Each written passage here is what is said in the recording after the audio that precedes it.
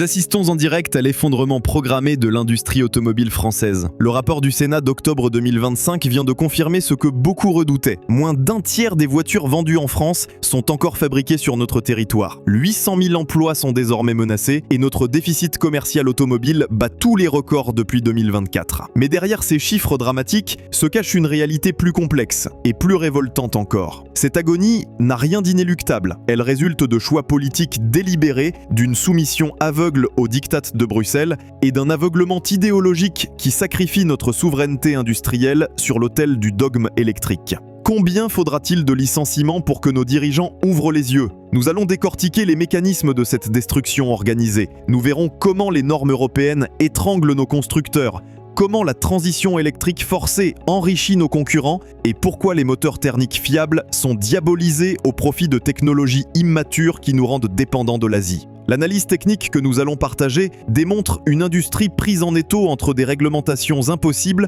et une concurrence déloyale. Une industrie qui abandonne ses savoir-faire centenaires pour courir après des mirages technologiques imposés par des bureaucrates déconnectés du terrain. Les moteurs diesel robustes sont assassinés par des normes absurdes pendant que les petits essences downsizés fragiles explosent en vol. Prenez les 2 litres Blue HDI de PSA. Ces blocs délivrent 340 à 400 Nm de couple avec 150 à 180 chevaux. Ils sont capables de franchir les 300 000 km sans broncher, consomment 4 à 5 litres au 100 km et offrent un agrément de conduite incomparable. Pourtant, Bruxelles les condamne à mort. Les normes Euro 7 ajoutent des capteurs de particules sur les freins et les pneus doublent la durée de vie exigée pour l'antipollution et compliquent encore ces mécaniques. Résultat de cette folie bureaucratique, 130 à 450 € de coûts supplémentaires par véhicule pour des bénéfices environnementaux dérisoires. Parallèlement, nos constructeurs français se ruinent en développant des motorisations essence downsizées qui cassent avant 100 000 km. Le 1 litre de PureTech de PSA, avec sa courroie de distribution baignant dans l'huile, provoque des casses moteurs catastrophiques. Les réparations coûtent entre 3 000 et 8 000 €. 68 000 familles françaises trahies par des moteurs défaillants vendus en toute connaissance de cause ont été rappelées récemment pour des injecteurs de refroidissement défectueux.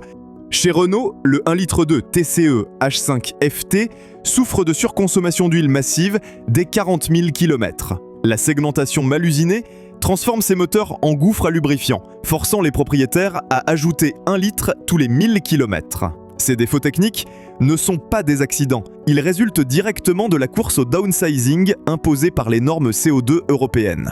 Pour respecter les 93,6 grammes de CO2 par kilomètre exigés dès 2025, nos constructeurs ont sacrifié la fiabilité mécanique sur l'autel de la réduction des émissions. Les moteurs sont devenus plus petits, plus complexes, plus fragiles. Ils intègrent des technologies sophistiquées comme les courroies humides, l'injection directe haute pression ou la suralimentation variable, qui multiplient les points de défaillance. Cette fuite en avant technique contraste douloureusement avec la simplicité des motorisations japonaises. Toyota continue de proposer des moteurs atmosphériques éprouvés, sans turbo capricieux ni système complexe. Le 2 litres VVTi du RAV4 peut franchir 400 000 km sans réparation majeure. Il consomme certes un peu plus qu'un downsizing français, mais sa longévité et sa fiabilité compensent largement ce léger surcoût à l'usage. L'hybridation forcée aggrave encore la situation. Le système e-tech de Renault, pourtant efficace en ville avec ses 145 à 160 chevaux, vient de faire l'objet d'un rappel massif en août 2025. 155 825 véhicules sont concernés par un défaut d'étanchéité de la boîte multimode. Cette défaillance illustre parfaitement les risques de l'électrification précipitée. Chez PSA, les hybrides rechargeables de 180 à 300 chevaux offrent des performances séduisantes, mais leur batterie haute tension et leur électronique complexe exposent les propriétaires à des coûts hors garantie prohibitifs. Les assurances majorent leur prime de 30% pour ces véhicules, conscientes des risques techniques et des coûts de réparation. Ces problèmes mécaniques ne sont que la partie visible de l'iceberg. La vraie catastrophe se joue sur le terrain économique et géopolitique. Les amendes CO2 européennes créent un mécanisme pervers qui force nos constructeurs à vendre des véhicules électriques à perte ou à s'associer avec leurs concurrents. Volkswagen vient de signer un chèque de plusieurs centaines de millions d'euros à Tesla pour éviter 1,5 milliard d'amendes CO2. Les constructeurs européens financent directement leurs concurrents américains grâce au système de pooling imposé par Bruxelles. Pendant que nos usines ferment, 15 milliards d'euros de pénalités potentielles menacent l'industrie automobile européenne en 2025. Pendant que nos constructeurs s'épuisent à respecter des normes impossibles, la Chine déferle sur nos marchés. Avec des véhicules électriques subventionnés, BYD a dépassé Tesla en Europe en avril 2025, avec des prix inférieurs de 40 à 60% aux équivalents européens. La marque chinoise intègre verticalement ses batteries, ses semi-conducteurs, ses logiciels, lui donnant un avantage concurrentiel insurmontable. Nos constructeurs, eux, dépendent entièrement de fournisseurs asiatiques pour leurs batteries. La faillite retentissante de Northvolt en mars 2025 a montré l'illusion du champion européen des batteries. Avec 7,33 milliards d'euros de dettes pour seulement 30 millions de réserves, ce symbole de la transition énergétique européenne s'est effondré comme un château de cartes. Cette dépendance aux batteries chinoises et coréennes transforme nos voitures en assemblage de composants étrangers. CATL contrôle 37% du marché mondial des batteries. LG Energy Solutions et Samsung dominent les technologies de pointe. Nos constructeurs ne sont plus que des intégrateurs, ayant perdu la maîtrise des technologies clés.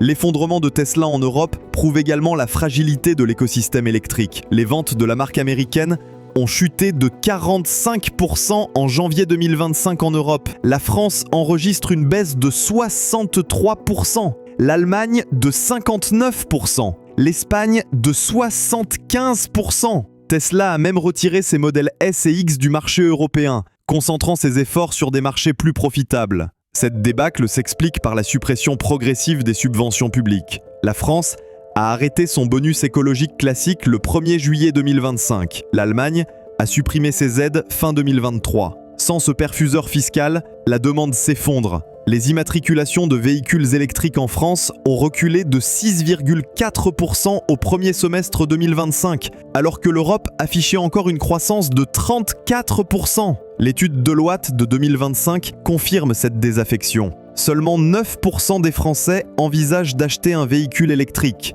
La décote catastrophique des véhicules électriques d'occasion démontre l'ampleur du malentendu. Une Renault Zoé achetée 33 000 € en 2020 ne vaut plus que 8 à 12 000 € aujourd'hui. Elle a perdu plus de 60% de sa valeur en 4 ans. Une Tesla Model 3 de 2021, vendue entre 43 000 et 59 000 € neuve, se retrouve à partir de 25 000 € sur le marché de l'occasion. Cette érosion de valeur résulte de l'évolution rapide des technologies de batterie, de la baisse des prix du neuf et de la crainte des acheteurs concernant la dégradation de l'autonomie et le coût de remplacement des batteries. Les assureurs majorent leur prime de 30% pour les véhicules électriques, conscients de ces risques spécifiques.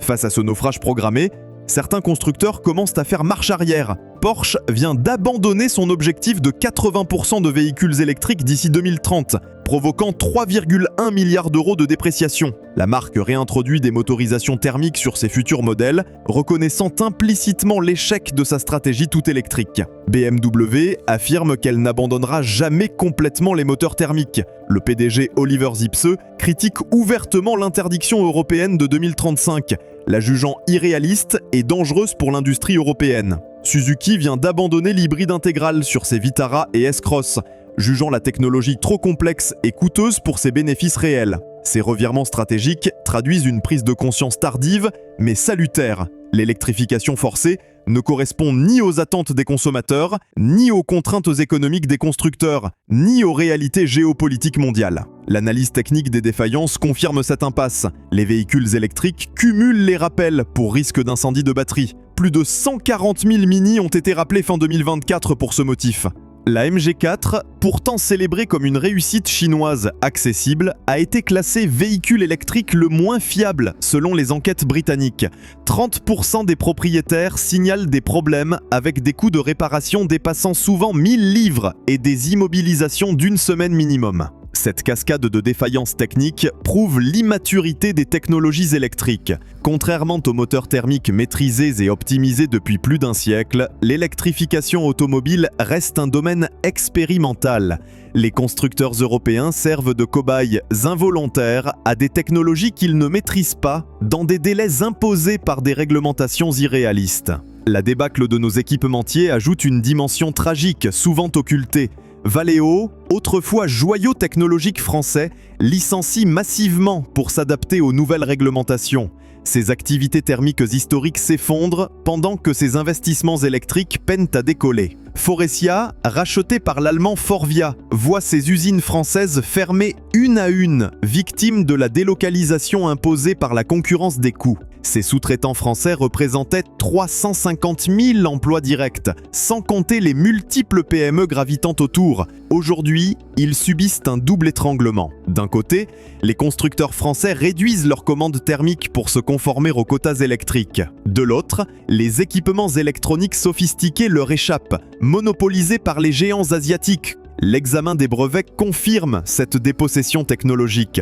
La France ne dépose plus que 12% des brevets automobiles européens, contre 34% pour l'Allemagne, et une montée spectaculaire de la Chine à 23%. Nos centres de recherche historiques, comme celui de Renault à Guyancourt ou l'UTAC à Montlhéry, voient leurs budgets amputés au profit d'achats de brevets étrangers. Cette hémorragie d'intelligence s'accompagne d'une perte dramatique de savoir-faire ouvrier. Les formations CAP mécanique automobile perdent 40% de leurs effectifs depuis 2020. Les jeunes se détournent d'un secteur présenté comme condamné par les médias et les selles. Les statistiques professionnelles montrent cette complexification absurde. Là où un diesel d'avant 2010 se réparait avec des outils classiques et quelques pièces mécaniques, les versions actuelles nécessitent des valises de diagnostic coûteuses, des formations spécialisées et des pièces électroniques hors de prix. Beaucoup abandonnent la mécanique diesel, incapables de suivre cette escalade technologique. Cette situation profite directement aux réseaux constructeurs, qui récupèrent les réparations complexes à des tarifs prohibitifs. Un changement d'injecteur AdBlue chez un concessionnaire Mercedes facture 150 € de l'heure de main-d'œuvre, contre 60 € chez l'indépendant. L'électronique envahissante aggrave encore cette dépendance. Les écrans tactiles remplacent systématiquement les commandes physiques, transformant le moindre réglage de climatisation en parcours du combattant numérique. Ces interfaces capricieuses tombent en panne dès les premiers froids ou les premières chaleurs, paralysant des fonctions essentielles comme le chauffage, la ventilation ou même l'ouverture des portes. Les propriétaires de Peugeot 3008 de 2020 subissent des pannes d'écran tactile figés depuis des mises à jour logicielles. Plus de radio, plus de navigation, plus de réglages climatisation. Les concessionnaires annoncent 3 semaines de délai pour des réparations facturées 1 800 €, non couvertes par la garantie, car classées usure normale. Cette modernité gadgetisée transforme des véhicules récents en épaves numériques. Les mises à jour logicielles over-the-air, présentées comme un progrès, deviennent un cauchemar pour les utilisateurs.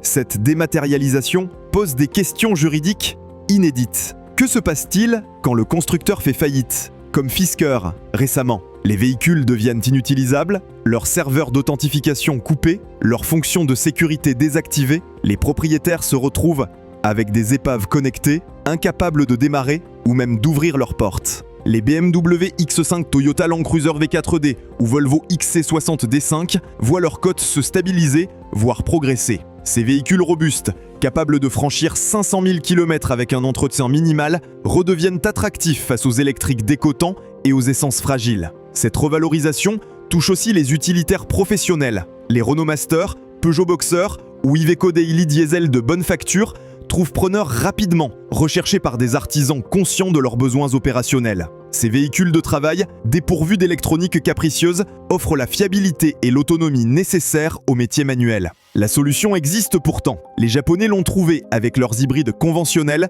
qui combinent l'efficience électrique en ville et l'autonomie thermique sur route. Toyota affiche un record de 1,217 litre de ventes en Europe en 2025, avec une croissance de 4% et 74% de ses véhicules électrifiés. Le constructeur japonais réalise 36,42 milliards de dollars de bénéfices, 3 fois plus que ses concurrents chinois. Cette stratégie multi-énergie pragmatique évite la dépendance aux batteries et conserve l'autonomie d'usage. Un hybride Toyota peut rouler 800 km sans s'arrêter, se recharge automatiquement en roulant et ne craint ni le froid ni les pannes de réseau électrique. Sa mécanique éprouvée garantit une fiabilité exceptionnelle, confirmée par tous les classements internationaux. L'industrie automobile française pourrait suivre cette voie, mais elle préfère obéir aux injonctions de Bruxelles plutôt que de défendre ses intérêts légitimes. Chaque jour perdu dans des stratégies électriques ruineuses nous éloigne un peu plus de nos concurrents pragmatiques. Subir l'agenda de Bruxelles jusqu'à la disparition complète ou reprendre en main notre destin industriel avant qu'il ne soit trop tard. Car derrière ces enjeux techniques se cache une bataille civilisationnelle. Accepterons-nous de devenir les vassaux technologiques de la Chine et les cobayes des expérimentations bruxelloises, ou retrouverons-nous la souveraineté industrielle qui fit jadis la grandeur de Peugeot, Citroën et Renault? L'automobile française vit peut-être ses derniers jours, mais elle peut encore renaître de ses cendres si nous le décidons collectivement. L'avenir de nos 800 000 emplois automobiles en dépend.